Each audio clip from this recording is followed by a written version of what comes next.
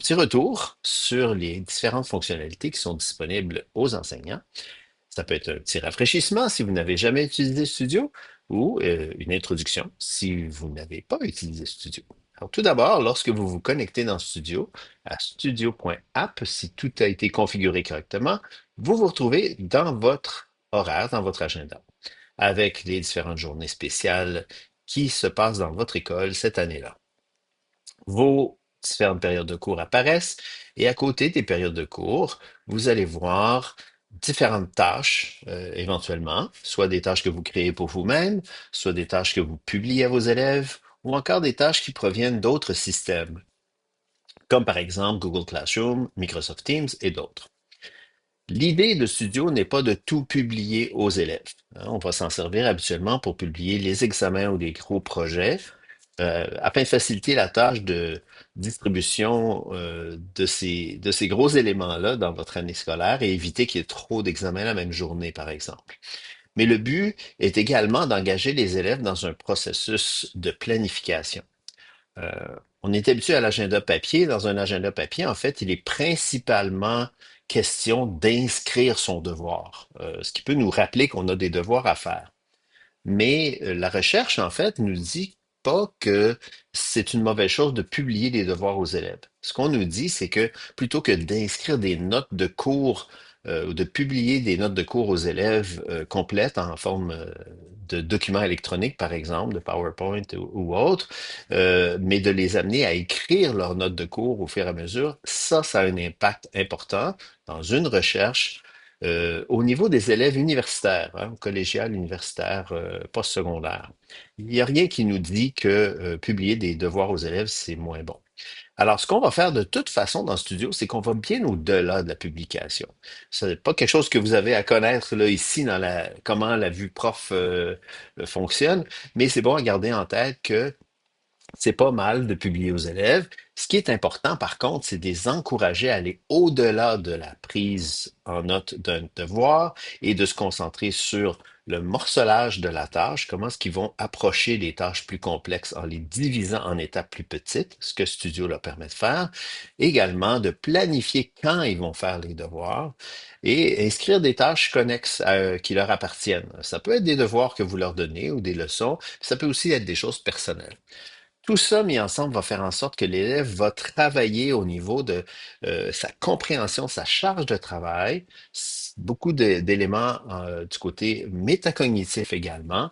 Alors, je vous invite à aller lire un peu sur les fonctions exécutives et l'apprentissage autogéré pour voir de quelle façon on peut intégrer ça en classe. Mais pour aujourd'hui, on va se concentrer sur les fonctionnalités plus techniques comme prof. Alors, tout d'abord, la vue quotidienne vous affiche évidemment votre, votre vue d'aujourd'hui. Vous pouvez inscrire des notes libres dans les périodes jaunes ici, dans les cases jaunes à côté des périodes de cours. Par exemple, ici, je pourrais dire Paul a été distrait pendant la période, par exemple, ou a dérangé, ou des notes de comportement ou de choses qui se sont passées, ce que vous avez eu le temps de couvrir, ou vos notes de cours, si vous le voulez. N'importe quoi ici, c'est pas lié nécessairement au cours, c'est juste une note qui apparaît à cette période-là. Ce qui est habituellement plus pratique pour ce qui est de gérer son temps, même pour vous, les profs, si vous inscrivez des choses à faire vous-même dans votre agenda numérique, vous n'êtes pas obligé, bien entendu, mais ça peut être pratique de le faire. On va aller ici dans la zone blanche, cliquer et vous allez voir la liste des tâches qui apparaissent là. Dans le menu éditer, vous allez pouvoir ajouter une tâche. Alors ici, par exemple, disons que vous voulez donner de la matière. Moi, j'aime bien utiliser l'icône lecture ici et changer le titre pour quelque chose d'autre. Alors, disons chapitre 4 qu'on veut couvrir aujourd'hui. Je peux m'ajouter des notes de ne pas oublier de parler de telle ou telle chose, parce que j'imagine lorsque vous avez 3, 4, 5, 6 groupes différents du même niveau, faire le suivi de ce que vous avez terminé dans un groupe ou l'autre devient un peu ardu parfois. Alors ici, ce que je vais faire, c'est que je ne publierai pas au groupe maintenant, ni plus tard. C'est une note pour moi-même, une petite tâche à faire pour moi-même, mais je peux ajouter des pièces jointes. Si vous avez une présentation que vous aimez utiliser, un document que vous voulez consulter, vous pouvez les ajouter directement ici à votre tâche. Vous allez voir trois dates ici qui sont liées à une tâche personnelle. La date d'annonce, la date d'échéance ou la date due et la date planifiée. La date planifiée, c'est surtout les élèves qui s'en servent dans la vue tâche, hein, pour choisir quand ils vont travailler sur quelque chose.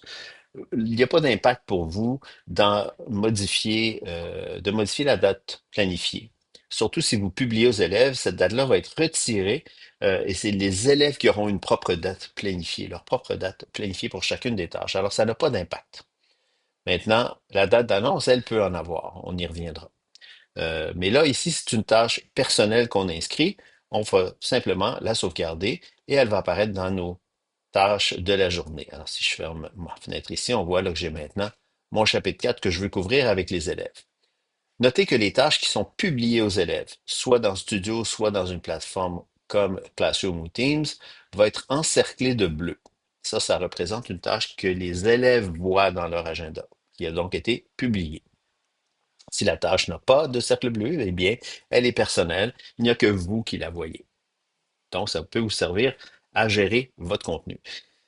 Une des façons qu'on peut le faire, si on a par exemple la même tâche dans tous nos groupes matières, puis qu'on veut vous faire le suivi, est-ce que j'ai fait le chapitre 4 avec un groupe ou l'autre, ben, on peut double-cliquer l'icône pour cocher ici, vous voyez, elle a changé de place parce qu'on les aligne, on met les tâches non complétées au début dans la vue quotidienne, mais vous allez voir le petit crochet qui apparaît.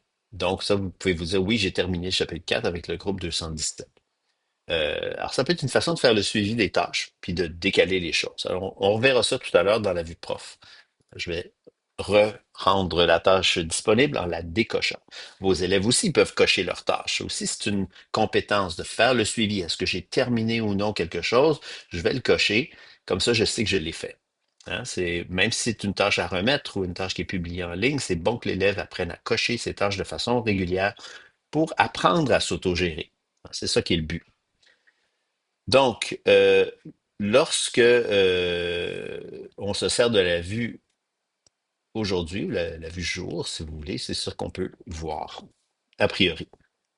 La vue hebdomadaire, la vue semaine sert à la même chose. On peut y ajouter les tâches, on peut manipuler les tâches, à la différence qu'on peut aussi déplacer une tâche, par exemple une tâche dans le même cours à une autre période, si on veut ajuster notre horaire de cette façon-là. Si je prends ma tâche et je la copie dans un autre cours, elle va se copier, hein. Elle va tout simplement aller se placer également dans l'autre cours. Et donc, si c'est latéral, donc dans le même cours à une autre journée, ça se déplace, sinon ça se copie. On a aussi des options de copier-coller. Lorsque je clique sur une tâche, je peux aller choisir une action, les différentes actions. Copier, faire répéter une tâche, par exemple. Et ça, c'est disponible dans toutes les vues, hein. Répéter à tous les mercredis, à tous les jours 3, à tous les cours, supprimer, bien entendu. Je peux distribuer une tâche à tous mes groupes matières ou à certains de mes groupes matières. Alors, on se crée un examen dans son groupe de français 101. On peut en faire une distribution dans le 102, 103, 104. Tout ça, c'est possible. C'est assez auto-explicatif. Et, ben, publier, c'est là qu'on va aller choisir est-ce que je veux publier ça à mes élèves ou non. Elle est publiée dans le cas présent, donc je peux dépublier la tâche ou je peux choisir de publier à certains élèves seulement. Hein, je peux choisir à quels élèves une tâche s'adresse. Donc, tout ça, c'est des options ici quand on clique sur une tâche, n'importe laquelle, et on va dans le menu Action. Lorsqu'on crée une tâche pour la première fois, si je crée une tâche ici, par exemple, et que j'ajoute une tâche, je peux publier immédiatement mon groupe matière. Ça va faire en sorte que j'ai pas besoin de recliquer puis aller dans Publier. Elle va tout de suite être disponible à l'ensemble des élèves du groupe matière. Ça, c'est si j'ai pas besoin de spécifier à quels élèves ça s'adresse. Donc, à part ça, la vue hebdomadaire, ben, c'est assez auto-explicatif. La vue mensuelle, même chose. Remarquez en haut, il y a des options, hein. On peut afficher certaines tâches ou certains types de tâches ou non, certains groupes, etc. Les petits détails. Dans la vue annuelle, bien, on va voir toutes les journées spéciales de l'année en un seul endroit. On peut cliquer sur n'importe laquelle et voir de quoi il s'agit. La journée d'aujourd'hui est en rouge. La vue des tâches, on garde ça pour les élèves pour l'instant. On ne vous embarquera pas là-dedans ici, mais c'est là que les élèves vont voir l'ensemble de leurs tâches sur une ligne du temps, vont pouvoir planifier quand ils vont faire une tâche, comment morceler une tâche. Je vous invite à aller voir les capsules pour élèves pour comprendre un peu plus cette façon de fonctionner. et la vue prof. La vue prof, elle est vraiment très utile. Elle offre toutes sortes d'options uniques également. Alors, je vous fais une petite démonstration ici. Alors, moi, comme prof de français, j'ai trois groupes matières, mais je peux choisir lesquels j'affiche ici dans le menu groupe et filtrer les groupes matières qui ne s'adressent pas à ma planification. Par exemple, si j'ai des périodes de surveillance ou des récupérations, j'ai peut-être pas besoin de les afficher ici. Ça me permet d'avoir une vue comme celle-ci, qui est une ligne du temps avec toutes les journées de l'année, les journées spéciales et mes trois groupes matières de français, 215 à 217 ici. Et à l'intérieur de ça, ben, je vais toujours voir mes icônes de tâches et je vais donc pouvoir faire des opérations. J'ai ici mon examen chapitre 3 à 6 qui est là. Celui-ci n'est... Bon, je vais en créer un autre. Alors, disons que j'ai un autre examen à programmer. On va faire ça ici. Alors, disons que j'ai un examen ici au mois de mars là, que je veux publier. Je vais aller créer dans mon premier groupe matière, je vais aller ajouter une tâche. Je vais dire c'est un test, un examen, chapitre 7,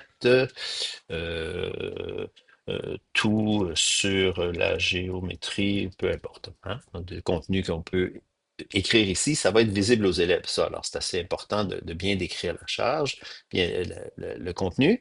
La charge de travail, elle, ben, va déterminer le type de niveau de charge, hein. N'importe quoi qui a une charge moyenne ou majeure, entre les deux, c'est juste la couleur qui change, là. Mais n'importe quoi qui est dans ces deux catégories-là va apparaître pour une charge de travail. Donc, quand on va aller tout à l'heure dans Insights, dans la prochaine capsule, ça va vous montrer ce qui doit apparaître là. Ça compte pour une charge élevée pour l'élève. Donc, si on limite dans votre école le nombre d'examens par jour, le nombre de gros projets par jour, c'est grâce à ces deux niveaux de charge-là. Mais on a aussi des niveaux rappel. Un rappel, c'est strictement une tâche qui va disparaître automatiquement, qui n'a pas besoin d'être cochée par l'élève, donc qui apparaîtra jamais en retard. Elle est ponctuelle. C'est bon pour les récup, par exemple. Ou encore une tâche régulière. Ben, une tâche régulière, elle doit être cochée par l'élève, mais elle ne compte pas pour la charge de travail. Alors ici, moi, je vais garder mon examen. Habituellement, c'est la charge moyenne. Vous avez l'option de tâches privées en passant, si jamais vous gardez des choses pour vous. Vous voulez pas que quelqu'un qui puisse voir votre agenda, par exemple, les administrateurs, ben, puisse voir le contenu d'une tâche privée. Mais c'est les seules personnes qui pourraient y avoir accès, à part l'équipe de studio, qui voudrait vous dépanner puis prenez en contrôle de votre agenda. Disons que je ne publie pas au groupe maintenant, quoi que je peux le faire, hein. Je peux tout de suite publier mon examen à ce groupe-là. Et mon examen va donc apparaître ici dans la période désirée. Maintenant, j'ai d'autres groupes de français. Alors, ce que je peux faire, c'est prendre mon examen et le copier à la période correspondante pour l'autre groupe, tout simplement. Et j'ai un petit avertissement ici, comme quoi je suis en train d'affecter la charge de travail. Hein? C'est alors j'ai 25 élèves du groupe 216 là, qui vont dépasser la charge de travail hebdomadaire.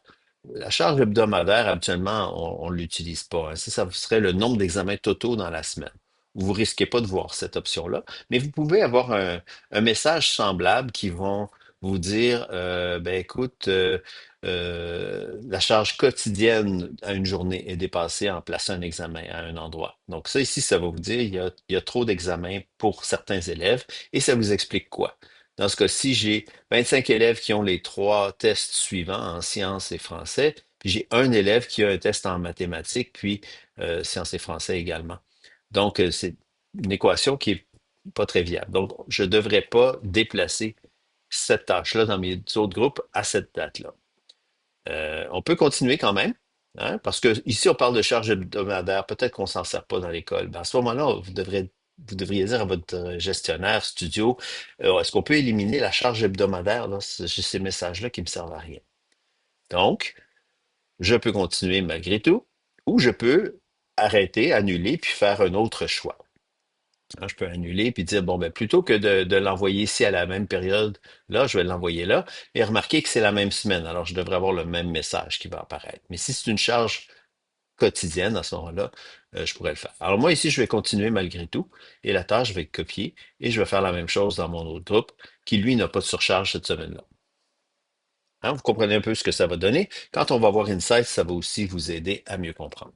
Donc, vous pouvez glisser à la main comme ça, déplacer. Ben, ici, je ne change pas la charge hebdomadaire pour ce groupe-là. Alors, c'est sûr que j'ai encore le même message. Bon, et j'accepte de le faire quand même.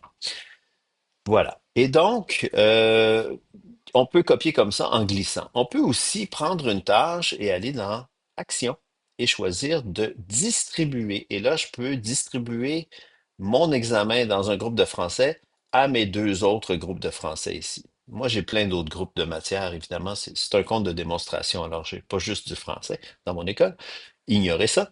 Dans votre cas, ça risque d'être seulement votre matière principale.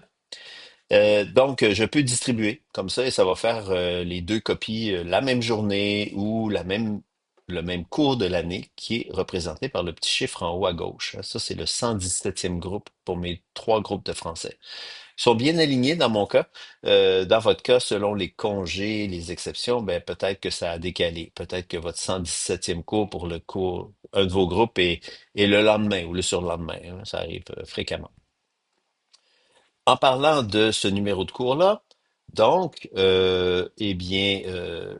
il apparaît donc dans la petite barre de couleur. Vous avez aussi le nombre de cours ou de périodes restantes à l'étape dans laquelle vous vous trouvez. Mais si vous cliquez sur la barre en question, vous allez voir d'autres informations. Combien il reste de cours à l'année et à l'étape. Mais on peut aller plus loin. Vous allez voir le groupe matière et le local pour le groupe. Vous pouvez utiliser le petit crayon qui est ici pour modifier si le cours a lieu ou non. Si j'enlève la période a lieu, remarquez ce qui se passe ici, la période devient grisée avec un X et le cours 117 a été décalé. Euh, si la période a lieu, ben, les choses vont se replacer comme ça, tout simplement. Alors, ça peut être une façon de décaler seulement les titres et dire si ça a lieu ou non. Ça n'affecte pas le contenu, hein. Si par contre je veux affecter le contenu, alors disons que j'ai ici un message que j'envoie à mes élèves, une révision du contenu de cours qui peut se retrouver un peu partout, et que je décide ici de cliquer sur décaler et de sauter la période et décaler tout le contenu vers le futur. À ce moment-là, en faisant ça, le cours est sauté, mon examen est tassé, mon message est tassé, etc., etc., et tout se déplace en séquence jusqu'à la fin de l'année. Si je veux défaire ça, je reclique sur mon cours et je décale je rétablis la période. Et là, ça se replace comme c'était. Donc, vous pouvez comme ça décaler, si vous perdez accès à une période de cours, par exemple, vous pouvez décaler le contenu pour que tout le monde soit au courant de ce qui se passe. Ça va décaler les tâches de vos élèves, vos propres tâches, les numéros de cours vont décaler également. Et vous pouvez bien sûr après ça faire des ajustements à la main. Si vous voulez voir la liste de vos élèves, vous avez le petit i qui est là. Vous pouvez leur envoyer des courriels si vous voulez. Ce que j'ai peut-être mentionné, on verra, je vais ajuster. Et autrement, voilà. Vous avez aussi l'option en haut d'importer des tâches d'une autre année, hein. C'est une option qui est assez intéressante. Elle est plus complète sur le web que dans la version iPad. Si jamais là, vous utilisez un iPad, je vous conseillerais d'aller sur un ordi pour faire ça. Même si on peut dans l'iPad aller récupérer des tâches d'une année précédente, ici on peut le faire en masse. C'est-à-dire que je peux choisir dans une année passée, euh, choisir parmi les groupes matières que j'avais cette année-là. Si j'enseignais mathématiques dans mon autre vie ici, mais en fait, normalement, ça devrait être la même matière, là. C'est juste que moi, mes comptes de démonstration sont un peu particuliers. Une fois que j'ai choisi le groupe matière, je choisis, par exemple, je vais importer des tâches publiées. Je peux choisir lesquelles. Je vais voir ça, c'est des choses que j'ai publiées à mes élèves l'an dernier. Je veux récupérer seulement mon examen du mois de mars, par exemple. Et je vais aller choisir dans quel groupe matière je veux importer ça. Alors évidemment, importer ça dans le français, c'est pas tellement utile, là. Si j'avais des mathématiques, c'est là que je le ferais. Je peux choisir ça. Et ensuite, je peux même republier des copies automatiquement si c'était des tâches publiées, puis importées. Puis la tâche va se retrouver au même cours à la même période environ. Donc, vous allez pouvoir après ça aller peaufiner exactement à quelle date ça arrive, etc., etc. Donc, ça permet d'importer toutes les tâches ou sous-ensemble des tâches d'une année précédente. Je le ferai pas pour l'instant. Mais vous voyez où ça se trouve, c'est le petit carré ici en haut à droite. Voilà pour ça. Euh, Ça couvre pas mal l'ensemble des éléments de base là, de Studio pour les enseignants. On va voir Insights ici, mais on va le faire dans une prochaine capsule. Donc, je vous invite à écouter cette autre capsule-là sur Studio Insights pour les profs et vous pourrez à ce moment-là apprendre tout ce qu'il y a à apprendre sur Studio Insights. Ben, merci.